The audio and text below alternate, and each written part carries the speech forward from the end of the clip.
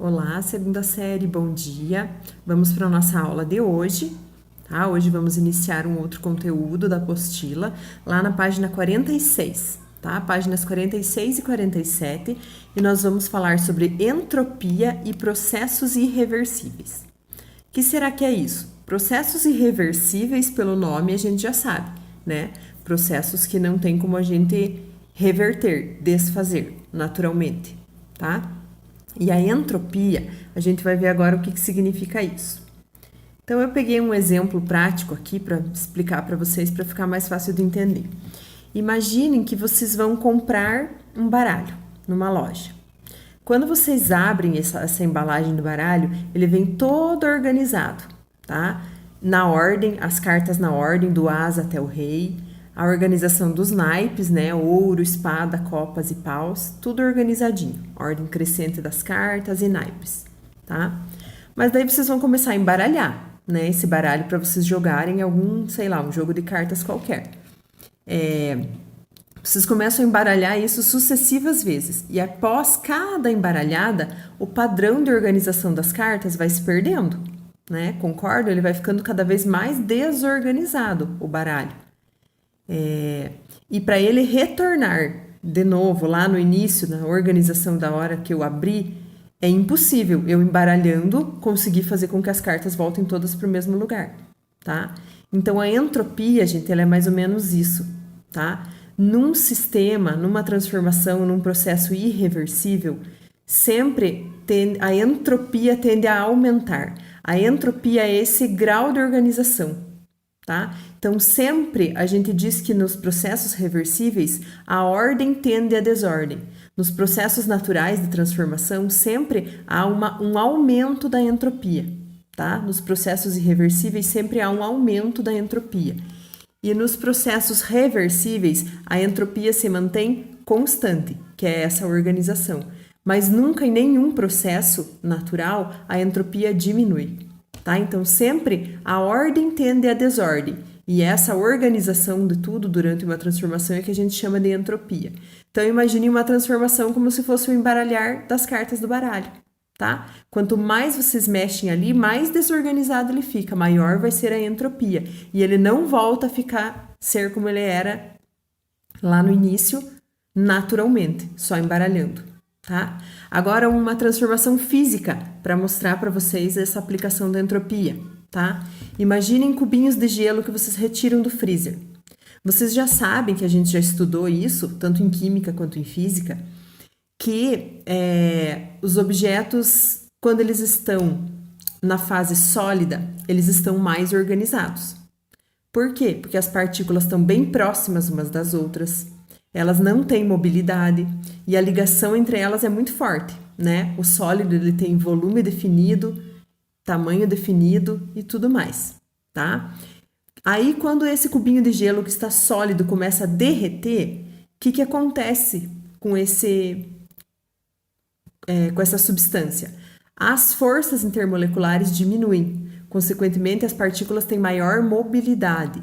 Aí, ela tem volume definido, né? A água no estado líquido, ela tem volume definido, mas ela não tem formato definido, ela já tem o formato do recipiente que a contiver, né? Então, ela estava muito organizada quando ela estava no estado sólido. Quando ela passou para o líquido, essa organização diminuiu, tá? E o gelo derreter é um processo natural, que acontece naturalmente, tá? Então, ó, nesse processo, a entropia aumentou.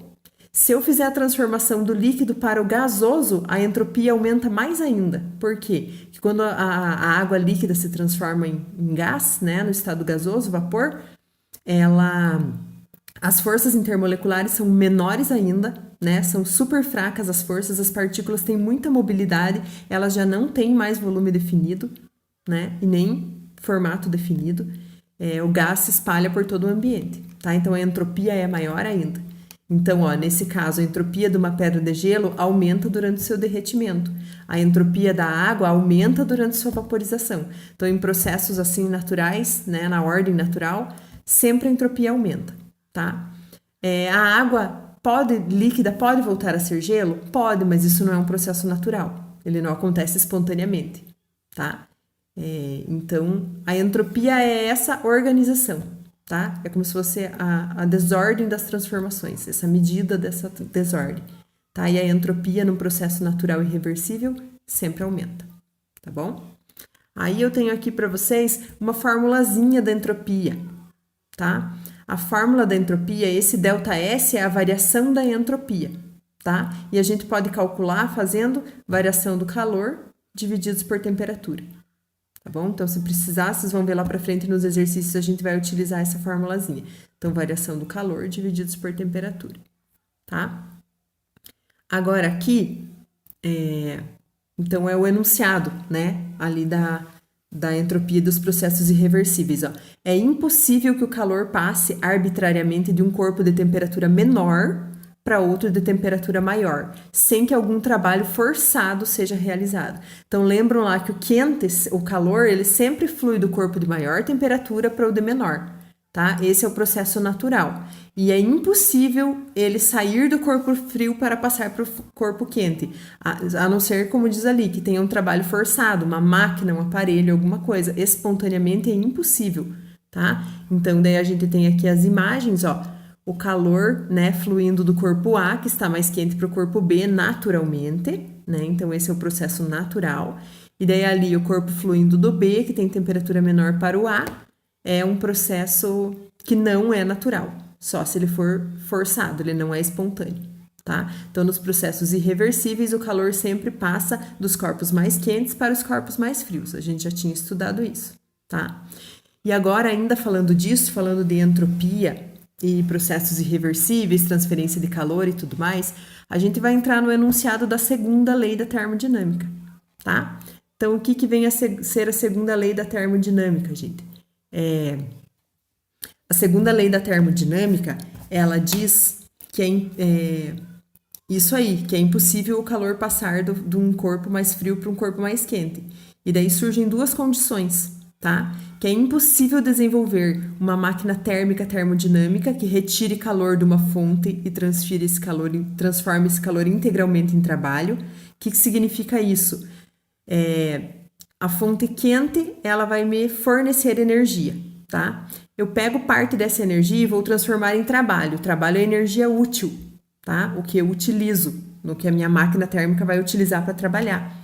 E o que sobra eu rejeito para a fonte fria, tá? Então, é impossível existir uma máquina térmica que retire calor da fonte quente e converta 100% desse calor em trabalho. Seria uma máquina com rendimento 100%, né? Se eu tivesse uma máquina que conseguisse converter 100% da energia, seria uma máquina com rendimento 100%.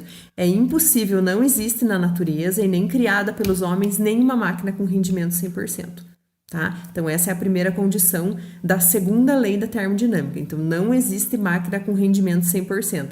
Sempre uma parte da energia vai ser perdida, tá? E a condição 2 é da máquina frigorífica, no caso, tá? É impossível desenvolver uma máquina termodinâmica que retire calor da fonte fria e envie para a fonte quente. Vocês vão falar, ué, mas a geladeira não faz isso? O freezer faz, mas não é natural. Eles estão ligados num motor que faz esse processo funcionar, tá? Naturalmente, isso é impossível. Então, lá do enunciado da segunda lei da termodinâmica, que diz que é impossível passar calor do corpo de menor temperatura para o de maior, né? O calor sempre flui do mais quente para o mais frio. A gente tira duas conclusões. Então, a condição 1 é que não existem máquinas térmicas com rendimento 100%. E a condição 2 é que não existem máquinas que retirem calor da fonte fria e transfiram para a fonte quente espontaneamente, só se for um trabalho forçado, tá? Então, essa é a explicação da nossa aula de hoje, tá? Entropia, transformações irreversíveis e segunda lei da termodinâmica, tá? Muito mais teoria, né? Claro, se aparecer o cálculo, vocês vão utilizar aquela formulazinha que eu mostrei, né? ΔS, que é a variação de entropia, é igual a variação do calor divididos por temperatura. Aí agora eu gostaria que vocês fizessem os exercícios da página 47, 48 e 49, tá? São 6 exercícios que vão falar a respeito disso, a respeito de entropia e segunda lei da termodinâmica, tá? Qualquer dúvida, eu tô aqui para sanar as dúvidas de vocês. Me procurem, né, se não conseguirem entender algum exercício, e depois mandem foto lá dos exercícios para validar a nossa aula, tá bom? Então, estou à disposição aqui se vocês precisarem. Bom final de semana e até mais!